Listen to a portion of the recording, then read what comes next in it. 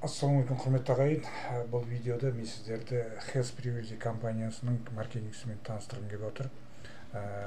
Бастапқыда айта кеткім келіп отыр. Бұл ерекше маркетинг. Бір көңіл бөліп дұрыстап осы видеоны қарап шығыңыз, өздеріңіз түсінесіздер.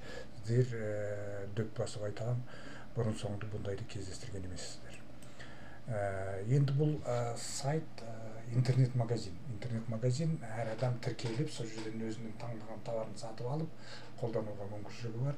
Ал бірақ та егер де сатылымды мына пакеттер бойынша жасайтын болатын болса, ол кезде осы маркетингке қатысып, ақша тауып, өз ақшасын қайтарып, және де үстінен ақша көруге мүмкіншілік бар. Ол үшін сол жаңағы сайттағы магазиннің ішіндегі товарлардан $250 алу керек товарды, немесе $500, не болмаса $2000. Бұны пакеттер дейді. Сол кезде компанияның маркетингіне қатысуға мүмкіншілігі бар әр адам. Бірінші төлем компанияның төлейтін, бұл степ дейді. Степ. Мына активация жасалған пакеттердің 50%-ін партнерларға төлеп отырады. Мысалы, партнер, спонсор деп айтайықшы, сізді шақырған спонсорыңыз жұмыс жасап жатыр, оның партнерлары оның оң жақ, сол жағына тіркеледі. Сол екі жаққа екі пакет кеп түскен кезде соның 50%-ін мына жоғарыда тұрған партнерға төлеп береді. Бір жақты, қай жақта азырақ болса пакет, сол жақ кіші пакеттен төленеді. Мысалы, мына жерде біреу $500 активация жасап, мына жерде біреу 2000 активация жасаса, соның мына 500-дің 50%-ін мына спонсорға төлеп береді. Ал енді бұл жерде мына екі адамды мына адам шақыру шарт емес. Ол жоғары жақтан келуі мүмкін деген сияқты, мына өзінің шақырған адамдары қою мүмкін деген сияқты. Мына түсінікті болу үшін, мысалы, спонсор сізді шақырды, сізді шақырды.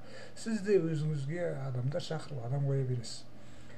Мына жерде степ, спонсор, сіздің спонсорыңыз, сіздің шақырған адамнан және де өзінің адамынан степ алады. Не болмаса, мына адамда шақырым жасайтын болатын болса, ол кісілерді активация жасап, осы кісінің шақырған адаммен сіздің шақырған адамның арасында степ болса, содан жаңағы мына спонсорыңыз ақша алады. Сіз де мысалы, сіз өзіңізден кейін, мысалы, спонсордың адамдары мына жақыңызға кете береді. Сіз мына жаққа бір адам қойдыңыз ба, екі адамнан сізге степ төлемеді, 50% жаңағы кіші пакеттен дедім ғой. Мына жерде сіз емес, мынаның адамы мына жерге, мына кеп тұрған адам мына жерге адам қою мүмкін. Міне осыдан сіз жаңа степ аласыз. Міне степ деген осы, бұл ерекше, мен енді өз басым бұндайды кездестірген емеспін. 50% мына пакеттерден күнделікті алып отыруға. Сондықтан да компанияның шектеуі бар.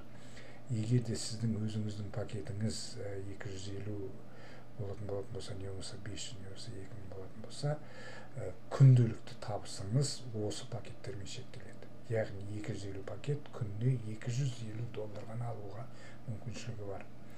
Келесі төлем бұл бинар деп аталады. Бинарды бәрілеріңіз білетін шығарсыздар. Мына степке қатыспаған жаңа пакеттер бинарға қатысады. Мынау мысалы степ болды, мынау степ болды. Мына жерде мынау мен мына екеуі степ болды, мынау степке қатысқан жоқ. Мына жерде мына екеуі степ болды, мынау қатысқан жоқ степке, мынау қатысқан жоқ. Осылардың бәрі бинарға кетеді. Кіші объемнан 10% төлеп отырады сізге. Түсінікті болу үшін, мына пакет мысалы 2000, мынау 500. А мыналар 500-ден. Мына жерде 2,5, мына жерде 1,5. Значит, 1,5-нан сізге 10%-ын сол күні сізге жаңа компания төлеп береді қолма-қол балансыңызға. Келесі төлем бұл қайта сатылым. Қайта сатылым деген повторный покупки дейді ғой.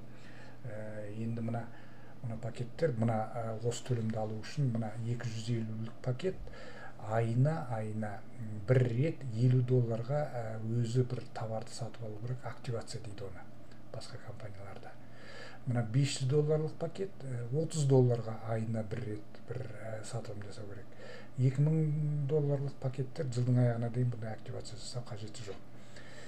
Енді осы активация жасап бәрі дұрыс болған пакеттер мына $250 пакет үшінші глубина дейді, үшінші линияға дейін осы қайта сатылымдардан 5%-ін алып отырады.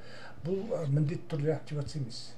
Бұл магазин ғой. Магазиннен адамдар былай да былай товар алып жатады. Мына пакеттің сыртына любой адам жасаған жаңа сатылым бірдеңе сатып алып жататын болатын болса, сол осы қайта сатылымға жатады. Сондай сатылымдардан 5% мына пакет 3-ші линияға дейін, мына 500-дік пакет 6-ші линияға дейін, 2000-дік пакет 9-ші линияға дейін осы 5%-ді алып отыруға мүмкіншілік бар. Бір ручка қағаз алып өздеріңіз есептеп көріңіз. Әр адам мысалы 3-тен емес, тіпті 2 адамнан шақырғанда 9-ші глубинада қанша адам болады. Солардың жаңағы тіпті бір $30-ға бірдеңе сатып алғанда соның 5% қанша болады екен. Квалификация деген бар. Енді бұл міндетті түрде ешқандай шартсыз, несіз, бірақ та егерде осындай объем жасап квалификация орындап жатсаңыз, бұның 6 түрі бар. Бірінші, екінші квалификацияға компания $100 балансқа төлеп береді.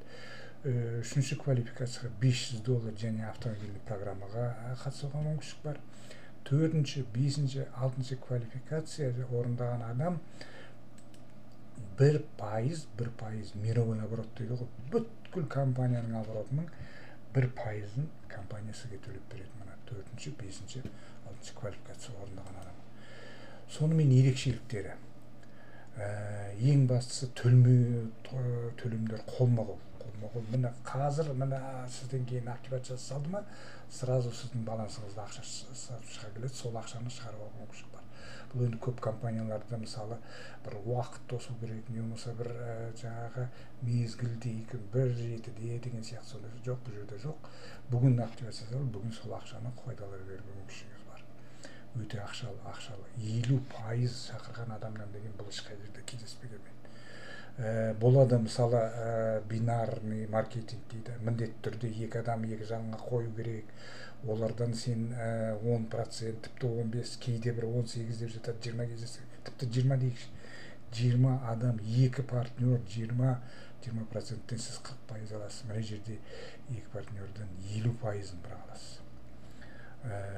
Және де тағы бір ерекшеліктері, бұл жердегі ойбай бәленбай сом ақша сал, бәленбай сен пайда көресің, ешкімді шақырып керек жоқ, анау деген әңгіме жоқ. Сіз товарды сатып алып, сол товарды өз қажетіңізге жаратасыз. Ол ең бастысы. Ерекше товарлар. Айтып отырмын ғой, сайттың ішінде неше түрлі товарлар бар. Жай ғана базардан кездессеңіз, сіз обязательно ол товарды сатып алар едіңіз. Сондықтан бұл жердегі неше түрлі компания жауып қалды, анау-мынау ақшаны жоғалттым деген әңгіме атымен жоқ.